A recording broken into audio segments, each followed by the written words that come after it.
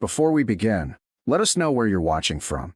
And if you agree that service to this country doesn't come with an expiration date, go ahead and like and subscribe, because what happened to the man you're about to meet should never happen to anyone who's ever worn the uniform. His name was Robert Keene, Bobby to those who knew him best, and on that quiet Tuesday morning, he wasn't looking for attention.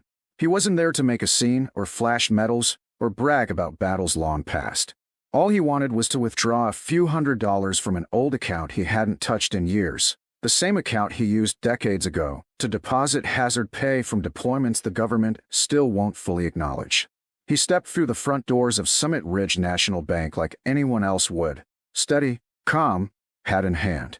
That hat, a black cap stitched with gold thread reading Korea/Vietnam veteran, had been brushed clean before he left home.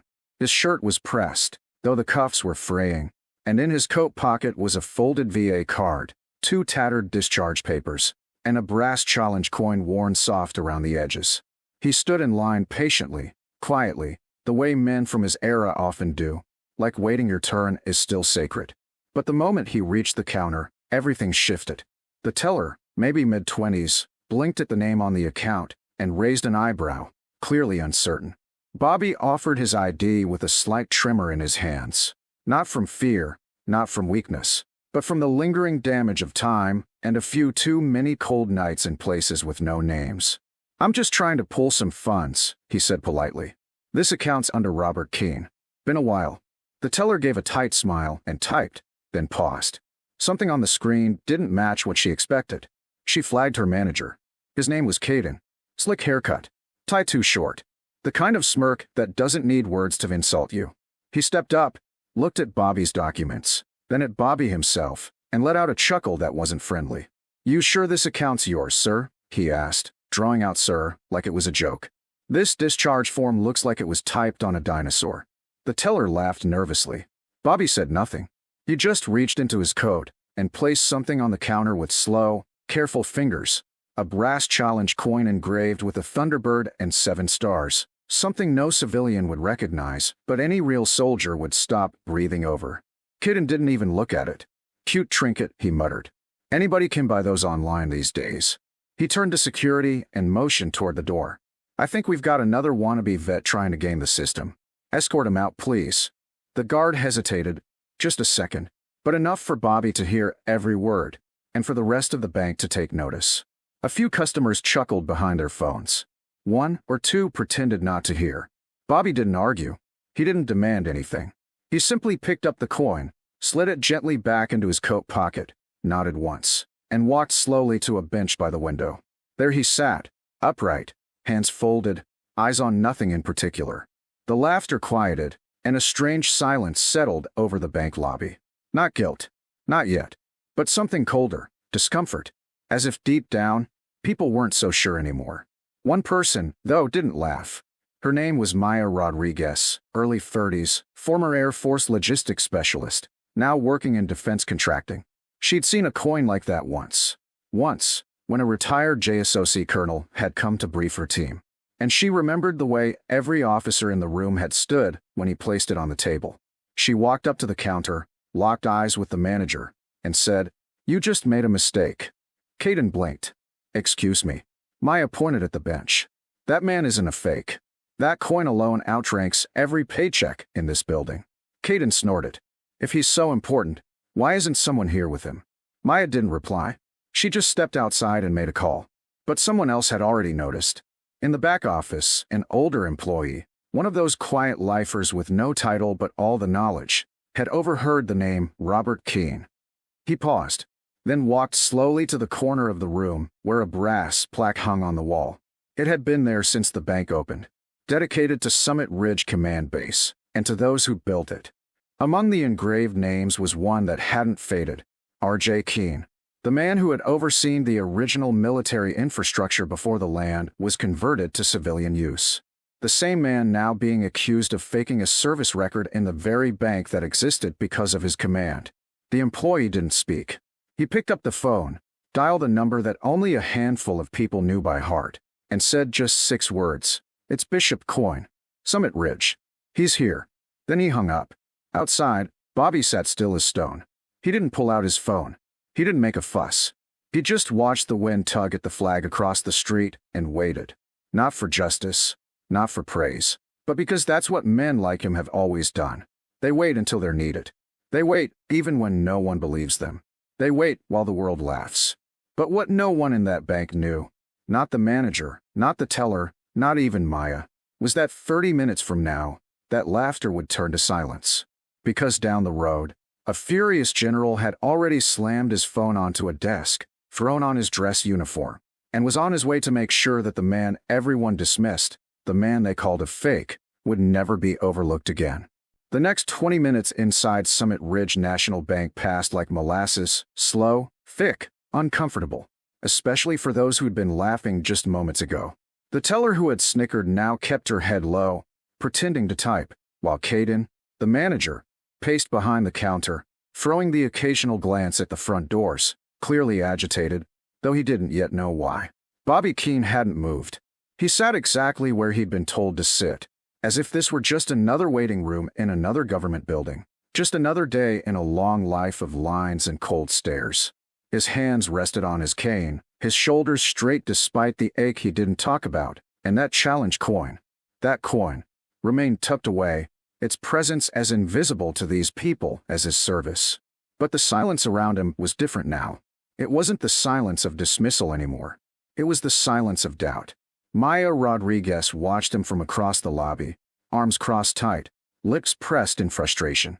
She'd made her call already, to a retired command contact at Fort Brixton who only needed to hear Bishop Coyne and Robert Keene before his tone changed completely. "You say he's there now?" the voice had asked. "Don't let him leave." Maya didn't know what would happen next, but her gut told her something was already in motion. She was right. 2 blocks away, a black SUV cut across traffic, lights flashing only once to signal authority without invitation. Inside sat Major General Everett Kane, decorated, feared, and famously precise. Currently the head of regional operations for 4 military districts, and one of only 5 men alive authorized to carry bishop-level active recon clearance. When he received the call and heard the name, Robert Keene, he stopped mid-briefing, stood from his chair, and said only 4 words to his aide. "Suit up. We're leaving." Keene wasn't just a name in a file to Kane. He was the reason Kane wore stars on his shoulders. A living ghost, a man thought long out of circulation, the type of figure whispered about in strategic meetings and legacy briefings. Kane had trained under Doctrine Keene helped write. The fact that he'd been insulted, publicly, in uniform, in a building literally sitting on land he once commanded, ignited something the general rarely let show: fury. Meanwhile, back at the bank, Bobby adjusted the sleeve of his coat. The quiet buzz of fluorescent lights overhead filled the air, but no one was speaking. A customer near the coffee station awkwardly left without making his deposit. A security guard stood near the exit, shifting nervously, casting sideways glances at the old man who hadn't made a single threat, raised his voice once, or even looked angry, but still seemed to radiate the kind of presence that unsettled people use to authority. Kaden tried to brush off the discomfort. "He's still here," he muttered, peeking over the teller line. "Seriously?" He turned to one of the newer employees and snorted. "He's probably hoping someone posts about it so he can get a pity donation online. Veterans pull that stuff all the time." Maya's jaw clenched, and the young woman at the teller window lowered her gaze. Even she knew this had gone too far. Kaden leaned back on the counter like he was proud of himself. "I should have called the cops." He laughed. Matter of time before he causes a scene. But just as the words left his mouth, the bank's glass doors swung open hard. The kind of open you don't ignore. Not a gust, not a customer, but a command. A chill sliced through the room. Boots, real boots, hit the tile with precision. Not rushed, not hesitant, deliberate. In walked Major General Everett Kane, full dress uniform, every ribbon gleaming, every line of fabric pressed razor sharp, a presence that filled the entire lobby before he even spoke. Behind him, an aide followed, briefcase in one hand, solemn and silent. No one moved. The noise died instantly. Teller phones were hung up. Coffee was left mid-pour. And Kaden, still leaning on the counter, looked up, then froze. His smirk collapsed into silence. Kane didn't acknowledge anyone at first. His eyes locked directly onto the bench by the window where Bobby Keene still sat. And then, in front of the entire bank, the general snapped to attention and saluted. The sound of that gesture, the crack of palm against temple, rang louder than any apology ever could. Bobby looked up, confused for only a moment, before slowly rising, returning the salute with the dignity of someone who hadn't been saluted in years, but never once forgot how. Then Kaden turned, slowly, and scanned the room like a blade. His voice, when he spoke, was low, but sharp enough to cut glass. "Who here called Colonel Robert Keene a fraud?" he asked, every syllable carved from steel. No one answered. Not at first. Kaden stepped forward. "Colonel Keene," he said again, emphasizing the rank with chilling clarity, was instrumental in establishing joint force recon protocols still used in 3 nations. His record spans 2 wars, 6 theaters, and 14 unacknowledged operations. You questioned his identity. Eyes turned to Kaden. The manager looked like he might be sick. I didn't know," he stammered. "His papers were old, and, of course they're old," Kaden snapped. "Because he's earned his age. He fought for this country while your biggest challenge was learning how to schedule tweets." The silence in the room shifted again, from awkwardness to shame. Kane's aide stepped forward and opened the briefcase. Inside, a thick folder marked classified, a commemorative coin inset in velvet, and a printed scan of the very plaque on the bank wall with Robert Keene's name engraved in bold. Kaden placed the folder on the counter. "This bank exists because of his strategic design. That account you flagged as suspicious? It funded the original supply lines you now profit from." He turned back to Bobby, softer now. "Sir, I'm sorry I didn't know you were in town sooner." Bobby gave a tired nod. "Didn't come to be found. Just needed enough to help my grandson with school." Kaden nodded slowly. "Then let's make that happen." And together, they stepped toward the counter as Kaden backed away, hands raised in silence, the laughter long gone, and the lesson just beginning.